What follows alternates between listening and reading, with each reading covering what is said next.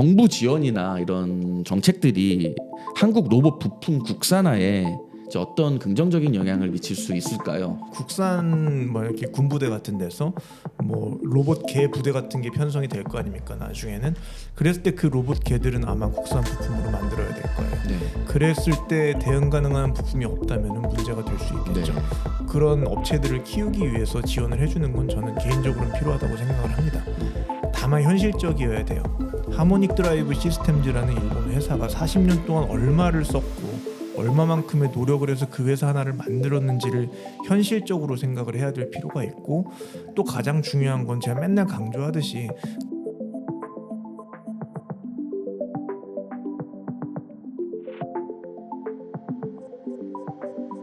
안녕하세요. 로보티스트 팟캐스트 MC 강민석입니다.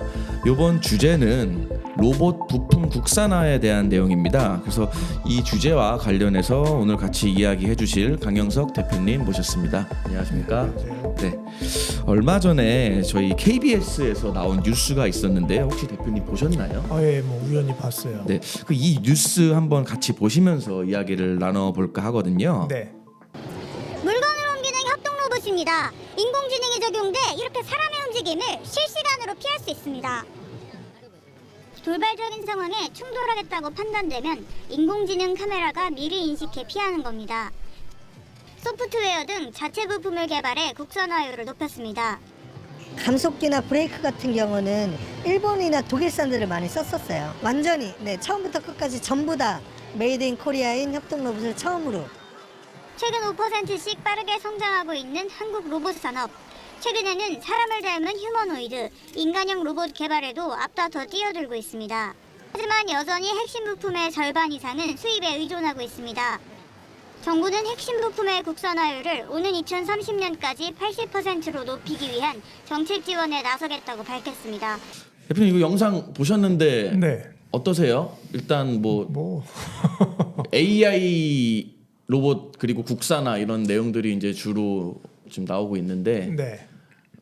현재 저희 한국의 이제 로봇 부품 시장에서는 한국산 로봇이 이제 한국산 부품을 차지하는 비중이 어느 정도 된다고 생각하시나요? 뭐 맨날 뭐 오늘 뉴스 이번에 본 뉴스에서도 나왔고, 정말 이게 뭐 10년 전, 20년 전부터 나왔던 얘기지만 한국 로봇은 국산 부품을 잘 사용하지 않았었습니다. 뭐 지금도 많이 사용하지 네. 않고 있기 때문에 부품 국산화율은 사실 뭐 거의 처참한 수준이겠죠, 사실. 예. 여전히 그러고 지금도 좋아지고는 있을 거예요. 네. 뭐 부품을 만드는 업체도 많아지고 있고 해서 뭐 좋아지고는 있지만 아직까지 뭐 그렇게 크게 의미 있는 숫자가 좋아졌다고 볼 수는 어려울 것 같습니다. 이게 왜 그러면은 계속 이 정부에서 한국산 부품을 계속 이제 네. 장려하도록 하는 이유는 뭘까요? 뭐 저는 솔직히 뭐 정책적인 이유라고 생각을 해요. 이제 뭐 사실 제가 이제 로봇에 들어왔을 때부터, 제가 이제 창업하기 전에 다녔던 회사에서는 뭐 사실 뭐 부품 하긴 했지만 그렇게 큰 문제는 아니었고, 뭐 아마 잘 아시는 것처럼 민트로봇이 창업 이후에 한번 이슈가 터진 적이 있었죠. 이제 그 지난 정권 때 일본이랑 좀 사이가 안 좋아지면서 화이트리스트 문제 때문에 수출 규제 뭐 이슈가 있었고, 그때부터 이제 막 이슈거리가 되면서 뭐 네. 감속기 만들어야 되네 어쩌네 하면서 뭐 그런 거를 많이 했었던 것 같습니다. 그러면은 이게 만약에 저희 한국산 부품을 로봇 플랫폼 기업에서 사용했을 때 장점이 있을까요? 장점은 일단은 뭐 부품 자체가 그러니까 다 한국에서 만든 부품을 다른 로봇 회사에서 구매한단 말씀이신 거죠? 그렇죠. 자체 개발이랑은 조금 다른 거죠. 아예 다른, 예, 그러니까 예. 내재화랑은 다르게 그렇죠, 그냥 그렇죠. 이제 예, 한국산 순수 이제 도메스틱한 이제 밸류 예, 체인으로 예. 이어졌을 때의 장점이요. 일단 뭐 부품이 성능이라든지 이게 어떠냐에 따라 좀 달라질 것 같은데, 중국산이랑 똑같은 성능을 한국에서 팔면 비싸겠죠? 그러니까 중국산과 동일한 성능을 한국 부품을 구매한다 그러면 당연히 손해일 것이고, 네. 그렇다고 한국 부품이 뭐 일본산이나 독일산만큼 성능 좋은 부품이 있는데, 네. 근데 일본산 독일산보다 좀 저렴한 가격에 살 수 있고 중국산이 그 성능을 못 따라간다면은 뭐 이득이 있을 것인데, 사실 뭐 한국산 부품이 일본산이나 중국산처럼 뭐 그 정도의 퍼포먼스가 나오는지는 뭐 좀 퀘스천 마크라고 그게 생각합니다. 그러니까 중국도 사실은 굉장히 부품 기술력이 좋지 않습니까? 네. 그럼 중국보다 사실은 그러면 부품 기술력이 좋아야 되잖아요. 가격이 비싼 만큼. 네. 근데 약간 포지셔닝이 좀 애매한 것 같아요. 이게 네네. 일본처럼 뭔가 기술이 엄청 뛰어난 것도 아니고 네. 그렇다고 중국처럼 가격이 압도적으로 저렴한 것도 아닌데 네네. 그렇다면은 사실은 한국의 부품 회사들이 굉장히 좋을 것 같거든요. 저는 왜요? 어쨌든 국내 이제 뭐 대기업이라든지 그런 로봇 플랫폼 기업에서 네. 국산 자기네 부품들을 써주잖아요. 그러면 그들은 이제 매출을 낼 수 있지 않습니까? 써줘야지 매출을 내죠. 근데 지금 써준다고 한 거 아닌가요? 지금 계속 쓰고 있다, 뭔가 국산화되고 있다. 국산화되고 있지 그게 쓰여진다고 보기는 어렵죠. 아, 근데 이번에도 제가 그 두산 로보틱스가 이제 국산 네. 내재화가 거의 100% 네네네. 가까이 됐다고 네. 얘기를 제가 들었거든요. 네네. 그러면 그 부품 회사는 결국 국내 회사 중에 하나일 텐데. 그렇겠죠. 뭐 그러면은- 어딘지도 대략은 알고 있고. 뭐 네. 그런 그러면은 부분이요. 네. 그들 입장에서는 서로 이제 윈윈하는 거지 않습니까? 그런 관점에서는 맞아요. 윈윈하는 게 맞을 그럼 사실 것 어떻게 같아요. 보면 이제 대기업이 로봇을 만들고 그 부품을 이제 국내 업체들이 만들기 때문에 네. 국내 업체도 그러면 서로 올라갈 수 있는 계기가 되는 건데 네. 그게 근데 정말로 가성비가 좋고 정말로 좋아서 쓰는 건지 네. 아니면은 그냥 뭐 릴레이션된 관계 때문에 쓰는 건지 네. 그게 좀 궁금해요. 뭐 일단은 다 떠나서 저희가 사실은 뭐 부품 국산화 아시겠지만 저 네. 5년 전부터 주장을 제일 먼저 해왔어요. 했죠, 제일 사실. 먼저 해서 뭐 국산 장비로 만든 국산 부품, 뭐 국산 뭐- 부품으로 만든 국산 로봇이라는 거를 제일 처음이었죠 사실. 그냥 거의 들어보시- 5년 전부터 주장을 하면서 있었어요. 제가 생각을 했을 때 부품에 대한 그럼 사실상 두산 로봇 같은 경우는 사실상 내재화 시킨 거거든요. 왜냐하면 뭐 다른 회사에서 사올지언정 뭐 거의 의존 관계를 만들었기 때문에 그렇죠. 사실상 내재화를 시킨 건데 부품이라는 게 내재화가 됐을 때 가장 좋은 점은 휘둘리지 않는다는 점이에요.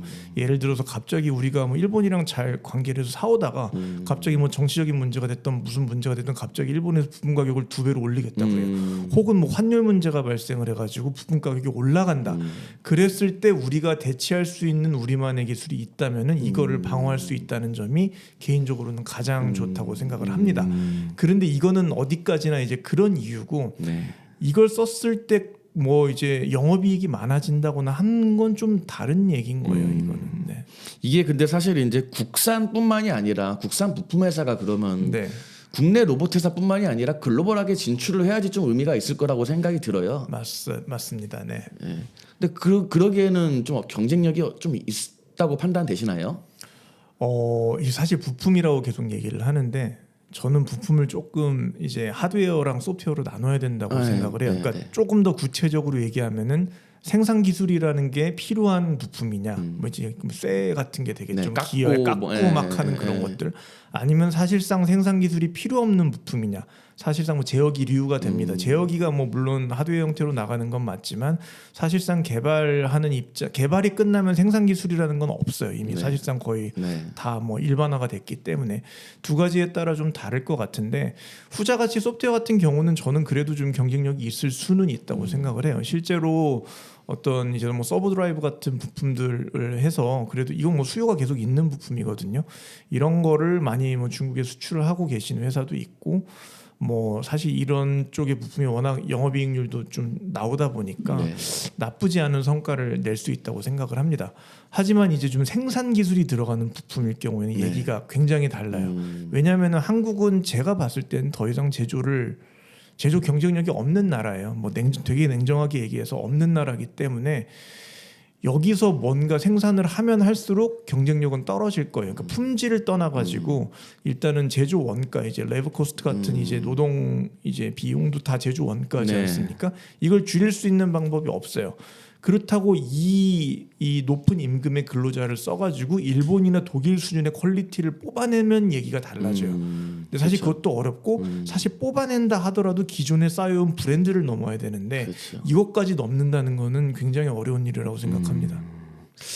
네, 말씀 주신 내용을 정리해 보았을 때 국산화는 또 한편으로는 굉장히 또 필요한 부분이라고 생각이 들고 그렇다면 여기서 나온 것 중에 부품이라고 하는데 보통 이제 저희가 이제 로봇 네. 부품이라고 하면은 이제 서버모터, 네. 감속기 이런 것들을 얘기하신 것 같아요. 뭐 네. 보시면 어딘지 아시잖아요. 아, 예, 예. 뭐 다 아는 사실. 근데 여기서 또 아까 나왔던 네. 내용 중에 AI를 우리가 접목했다라고 하면은 AI도 어떻게 보면 부품으로 좀 비춰질 수 있거든요. 뭐 그럴 수 있을 것 같습니다. 그럼 과연 네. AI는 과연 국산화가 얼마큼 되고 있는지 궁금해요.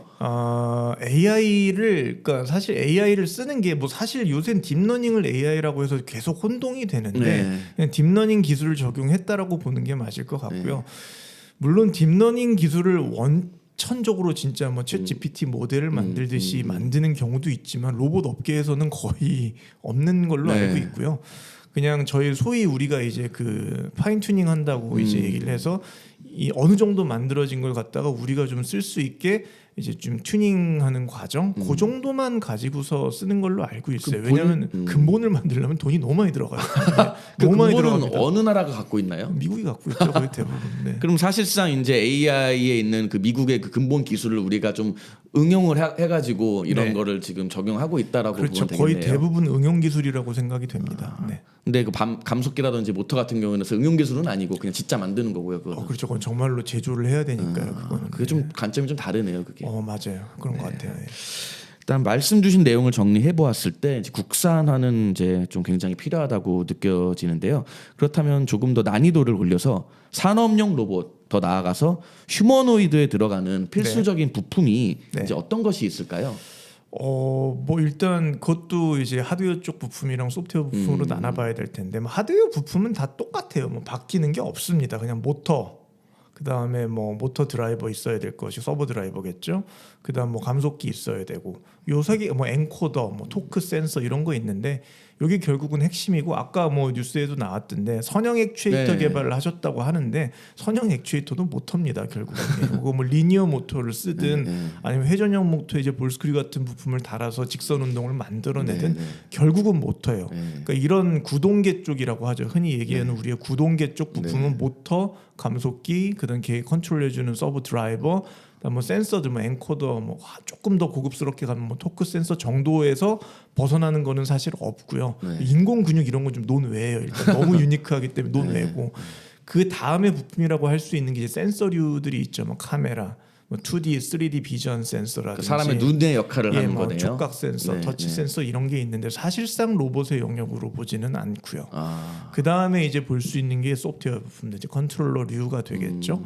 아직까지 이제 뭐 휴머노이드라는 플랫폼 자체가 이제 표준화되지 않았기 때문에 얘를 뭐 어떻게 범용적으로 컨트롤할 수 있는 부품은 없는 걸로 알고 있고 거의 다 이제 제조사들의 개발 역량에 의존해가지고 이런 걸 만들고 있는 걸로 알고 있어요. 반면 이제 뭐 이런 산업용 로봇 같은 건 사실상 표준화가 됐기 때문에 부품화가 됐죠. 그런 거는. 그렇다면 한국산 부품이 아직 네. 해외 제품과 좀 차이를 보여주는 기술적인 한계가 있다면 무엇이 있을까요? 뭐 최고랑 비교를 해야겠죠. 결국은. 그러면은 뭐 기어, 모터, 서버 드라이버는 뭐 정말 뭐 수십 년 전부터 강국인 나라가 딱 두 나라밖에 없습니다. 일본, 독일. 일본, 독일밖에 없어요. 뭐 그냥 그 둘밖에 없기 때문에 사실 이 기술은 제가 봤을 때는 많이 잡았어요. 사실 네. 한국산 부품이 결코 나쁜 게 아닙니다. 그냥 로봇 말고 그냥 정말 서버 모터 영역만 놓고 봤을 때도 저는 별 차이 없다고 생각하고 심지어 중국산도 좋아요. 네, 뭐 맞아요. 중국도 네. 산업용 서버 정말 많이 만듭니다. 뭐 그렇게 정말 우리가 뭐 정말 엄청나게 어마어마하게 정밀한 거를 할 게 아니라고 하면은 로봇, 그러니까 뭐 휴머노이드라든지 이런 로봇은 별로 정밀한 로봇이 아니거든요. 이쪽 영역에 쓰이기에는 저는 아무 문제가 없다고 생각을 해요. 근데 이건 어디까지나 이제 표준화된 산업용 서버 모터라는 규격이고, 그다음에 이제 또 감속기 있겠죠. 이제 뭐 감속기를 놓고 봤을 때는 요새 저도 국산 감속기 잘 안 써봐가지고 모르겠는데.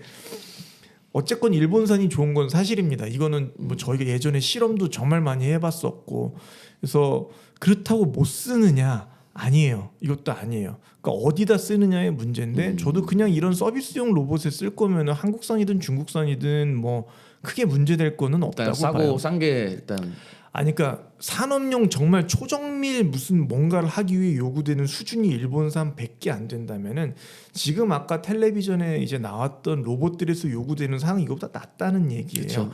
그러면 이것만 되면 쓸 수 있다고 하면은 요 성능을 만족시키는 것 중에 가장 가격 싼 거 사는 게 가장 많은 영업이익을 낼 수 있다는 얘기거든요. 그런 관점에서 한국산 부품도 크게 저는 문제될 것 같지는 않아요. 다만 뭐 성능에 대한 어떤 좀 표준 편차가 좀 크다든지 하는 문제는 있을 수 있겠지만 그렇게 문제는 안 된다고 그게 봅니다. 사실은 제조 산업에서 사실은 일본산을 고집하는 이유가 결국은 신뢰성이지 않습니까? 그렇죠. 예. 이게 만약에 하다가 잘못됐을 때에 대한 그 리스크가 너무 크기 때문에 그래서 그렇죠. 가장 여태까지 많이 써왔고 안정적인 거를 쓰려고 했기 때문에 이제 네, 맞아요. 일본산을 쓰는 건데 그럼에도 불구하고 요즘에 중국 감속기 같은 경우에는 중국 것도 꽤 나쁘지 않게 나오는 걸로 알고 있습니다. 예, 뭐 하모닉 드라이브 특허 풀리고서 제일 성공한 나라가 사실 리더. 네, 거의 다 중국의 이제 리더라는 네. 회사가 많이 성공을 했죠. 예, 뭐 거기 말고도 많아요. 이미 뭐 우리가 들어보지도 못한 회사들까지 많이 만들고 있고 이미 하모닉 드라이브는 성능도 많이 따라잡았겠죠. 그래서 사실 저는 뭐 크게 문제는 없을 거라고 봐요. 근데 저는 사실 이게 산업용 제조 산업에서는 굉장히 정밀해야 되기 때문에 그런 네. 정밀 감속기가 쓰이는 건데 네. 사실 휴머노이드가 이렇게 움직일 때 네. 0.01mm의 이제 반복 오차가 있어야 되는 필요는 없지 않습니까 이게? 네, 당연히 없죠. 예. 근데 결국은 우리가 지금 시중에 있는 부품은 산업용 로봇에 쓰이는 감속기밖에 없기 때문에 네. 그것을 지금 쓰고 있거나 하는 경우지 않습니까? 예, 맞습니다. 네. 그러니까 뭐 이게 뭐 좀 소위 이제 좀 쉽게 예를 들면은 우리가 지금 레이싱을 할 때 레이싱카 엄청 고성능의 레이싱카를 예. 쓰다가 나 동네에 지금 출근해야 되는데 그거를 네. 그 슈퍼 뭐 그런 자동차를 지금 운전하는 거랑 거의 비슷한 거지 않습니까? 예, 뭐 아반떼 운전해도 되는데. 그렇죠. 뭐 6, 7년 전부터 했던 얘기죠. 제가 정말 너무 오래 전부터 했던 얘기죠. 근데 제가. 그런 모터가 없다는 거지 않습니까 지금? 예, 없었어요. 왜 없냐면은 필요가 없었으니까. 그런 로봇이 없었기 때문에 과거에는 없었는데 지금은 이제 뭐 휴머노이드가 많이 뜨고 있고 하기 때문에 또 필요성이 생기겠죠. 네, 대표님 그러면 지금 있는 많은 국내 뭐 감속기 회사라든지 로봇 그 서브모터 회사들이 있지 않습니까? 상장한 회사들을 말한 겁니다. 저는 아, 상장을 네, 하거나 상장사요? 아니면은 예. 굉장히 큰 회사 이미 잘 네네네네네. 하고 있는 회사들이 네. 앞으로 그러면은 좀 글로벌하게 진출하거나 조금 더 경쟁력을 갖추기 위해서는 네. 어떠한 것들이 필요할 거라고 생각이 드세요? 엄청나게 어려운 질문이네요. 예, 뭐 이미 상장하신 분들은 잘 하고 계시는데 지금 말씀하신 건 여기서 회사가 더 커져서 그쵸. 글로벌화 되려면 그쵸. 어떻게 돼야 되냐는 질문이죠. 네. 일단은 사실상 거의 다 이제 그 뭐 첫 번째로 하신 분들은 아니라 다 이제 세컨 플레이어 이후 분들이시기 때문에 결국은 할 수 있는 거는 가격 경쟁밖에 없을 거예요. 그렇게 되면은 결국은 어차피 성능 자체를 추월한다는 건 어차피 카피캣 입장에선 불가능한 거기 때문에 생산 원가를 낮춰가지고 경쟁력을 만들어야 되는데 여기서 핵심은 결국은 중국을 어떻게 이기느냐겠죠. 그럼 결국은 한국에서 제조는 안 되는 거니까 빨리 다른 더 싸게 만들 수 있는 나라랑 뭐 이렇게 협의를 하셔서 제3국에서 제조를 해서 생산 단가를 팍 떨어뜨려 가지고 중국이랑 경쟁을 하시거나 아니면은 완전 무인 생산 기술이 될 때까지 뭐 기다리시든 투자를 하시든 하셔가지고 생산 원가라는 게 인건비에 완전히 디커플링 되는 시스템을 만드셔가지고 생산을 하시면은 경쟁할 수는 있을 것 같아요. 그런 방법들. 대표님, 대한민국 로봇 부품의 미래와 가능성에 대해서 좀 이야기해 볼 텐데요. 정부 지원이나 이런 정책들이 한국 로봇 부품 국산화에 이제 어떤 긍정적인 영향을 미칠 수 있을까요? 그리고 이 정부 정책이 계속 필요하다고 또 보시는지 궁금합니다. 뭐 버릴 수 없겠죠. 왜냐면은 뭐 로봇이 예를 들어서 방산화 된다거나 하면 이제 전략물자가 되지 않습니까? 전략물자는 아시겠지만 사실 수입 부품에 대한 사용 자체가 제한이 될 거예요. 네네. 그러면은 뭐 어제도 뉴스에서 무슨 중국에서 그 늑대 로봇, 네. 로봇 개인데 이제 군집으로 한다고 또 늑대라고 부르더라고요. 네. 뭐 그런 걸 만들어 가지고 했다고 하는데 국산 뭐 이렇게 군부대 같은 데서 뭐 로봇 개 부대 같은 게 편성이 될 거 아닙니까 나중에는. 그랬을 때 그 로봇 개들은 아마 국산 부품으로 만들어야 될 거예요. 네. 그랬을 때 대응 가능한 부품이 없다면은 문제가 될 수 있겠죠. 네. 다만 그래서 이제 그런 업체들을 키우기 위해서 지원을 해주는 건 저는 개인적으로는 필요하다고 생각을 합니다. 다만 현실적이어야 돼요. 하모닉 드라이브 시스템즈라는 일본 회사가 40년 동안 얼마를 썼고 얼마만큼의 노력을 해서 그 회사 하나를 만들었는지를 현실적으로 생각을 해야 될 필요가 있고, 적어도 뭐 그만큼은 아니라 하더라도 의미 있는 어떤 자원의 투자가 이루어져야 될 것 같다고 생각을 하고요. 또 가장 중요한 건 제가 맨날 강조하듯이 그 투자 자체는 공평해야 됩니다. 네, 대표님 계속 저희가 좀 로봇 암 쪽을 좀 이야기한 것 같은데요. 네. 또 요즘에 또 이슈인 휴머노이드 로봇이라고 했을 때 네. 휴머노이드 굉장히 많은 부품들이 들어가지 않습니까? 네. 그 중에서도 저는 개인적으로 이 소프트웨어가 굉장히 중요한 것 같아요. 예. 이 제어하는 거라든지 예, 예. 아니면은 이 뭐 AI 인공지능 네. 이쪽 굉장히 중요할 것 같은데 네. 그럼 앞으로 이제 한국 로봇이 휴머노이드를 만들었을 때 외산과 경쟁하려면은 그러면은 AI나 이런 것들을 좀 키워야 되지 않나 좀 싶은 생각이 들거든요. 예, 맞아요. 이제 뭐 그렇죠. 그게 필요하죠. 제어의 핵심이 이제 필요하고서 뭐 아직 표준화된 무엇인가는 없기 때문에 네, 네. 사실 아직까지는 R&D의 영역이라고 생각을 네, 합니다. 네. 뭐 R&D 관점에서 계속 투자를 하면은 뭐 기술 격차를 좁히든지 하는 거는 뭐 있을 수는 있겠죠. 하지만 뭐 지난번에도 계속 주장해 왔듯이 뭐 공적 자금이 투입돼 가지고 그걸 하는 거에 대해서 저는 반대하는 입장이고요. 이유는 뭐 답변 편에도 말씀드렸다시피 공적 자금에 대한 투자 결과가 불투명하기 때문이라고 생각합니다. 네. 알겠습니다. 마지막 질문 하나 하겠습니다. 이게 100% 한국산 부품으로만 로봇을 제작할 경우 여러 강대국, 그러니까 미국, 뭐 일본, 독일 이런 나라들과 상대하려면은 네. 어떤 작전이 필요할까요? 우리나라가 미국보다 더 앞선 기술력을 가져야 되겠죠. 대표님만의 아이디어가 만약에 있다면은 뭐 저는 하실 수 있을까요? 항상 일관돼요. 똑같이 하지 마라. 똑같이 절대로 하지 마라. 똑같이 하면은 미국, 독일, 일본이랑 상대를 못 한다는 전제 조건이에요. 그럼 결국은 K-팝처럼 뭔가 우리만의 특색이 있는 무언가가 나오면 좋겠네요, 되게. 맞아요. K-팝은 또 굉장히 성공한 사례지 않습니까? 그쵸. K-팝이 성공했던 이유는 조금 다르기 때문이라고 생각을 해요. 물론 옛날에도 있었죠. 뭐 J-팝도 있었고 네. 지금 미국 가면 팝송도 있지만 K-팝은 분명히 그거랑 다른 무엇인가가 있으니까 글로벌라이즈에 성공을 한다고 네. 생각을 하거든요. 네. 제가 로봇 산업을 보면 우리는 다른 게 없어요. 제가 생각했을 때 한국은 어떤 그런 뭐 뿌리 산업이라고 하는 것보다는 응용 기술을 더 잘하는 나라라고 생각을 합니다. 얼마 전에 이제 그 유럽 진출 문제 때문에 이제 프랑스 쪽이랑도 네. 미팅을 했는데 이제 로봇 쪽을 어떻게 하려고 하다 보니까 제일 큰 장벽은 로봇을 어디다 써야 되는지 모르겠고 로봇을 왜 굳이 써야 되는지 모르겠다라는 게 아직도 굉장히 많대요. 이게 결국은 어플리케이션을 못 찾는다는 얘기거든요. 근데 한국 사람들은 어쨌건 아이디어라든지 약간 빨리빨리 뭔가를 생각해내서 만들어서 성과를 내는데 굉장히 재능이 있는 민족이라고 생각을 하기 때문에 그런 걸 잘 살린다면은 이런 쪽에서 좀 큰 장점을 발휘할 수 있을 것 같고 뭐 부품 뭐 편이다 보니까 만약에 그런 소프트웨어 같은 것도 만약 뭐 부품으로 볼 수 있다고 하면은 이런 걸 할 수 있는 부품을 만들어서 어떤 한국산 로봇만의 어떤 차별성을 강조하는 게 그래도 국가의 경쟁에서 좀 더 살아남을 수 있는 전략이 되지 않을까 싶어요. 국가 간의 경쟁은 어쨌건 똑같으면 저는 안 된다고 봐요. 달라야 합니다. 특색이 있어야 돼요. 알겠습니다. 네. 네, 시청자 여러분, 오늘 주제 어떠셨나요? 더욱더 한국의 로봇 산업의 미래가 궁금해지고 있습니다. 저희 로보티스트 국내 로봇 산업의 미래가 앞으로 더욱더 발전할 수 있는 재미있는 주제로 다시 돌아오도록 하겠습니다. 저희 영상이 유익하셨다면 구독과 좋아요, 알림 설정 부탁드리고요. 저희는 다음 시간에 좀 더 유익한 주제로 찾아뵙도록 하겠습니다. 감사합니다. 네.